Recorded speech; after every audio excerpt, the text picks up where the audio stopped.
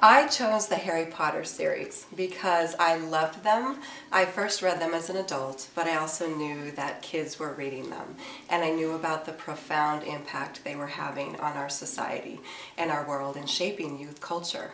And so I was curious about it from that perspective. But then once I picked them up as an adult, I became engrossed and fell in love with them just for what they offer. I think it taps into fantasy, it taps into imagination. But the thing I enjoyed about it most was, even though I knew it was for a youth audience, it's about adult themes. I read an interview where J.K. Rowling was talking about wanting to be intentional about making sure that Harry Potter's world reflected the Muggle world or the real world and all of the social strife and issues and histories and racism and classism and oppression.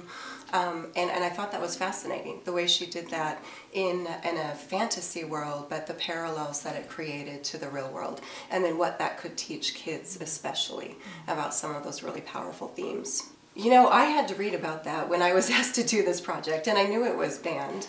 And I think that some people feel like it doesn't adhere to Christian values, and they believe that it teaches the occult and witchcraft and other kinds of things that could be a bad influence for kids.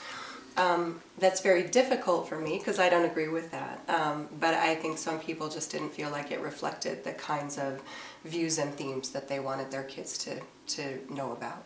And I think it rekindles too that love of reading that I hope every kid develops at some point along the way. But I think sometimes college students especially get lost in textbooks and required reading for classes. And for me, it really helped rejuvenate just that love of reading for the sake of reading without a highlighter pen or a pencil in my hand.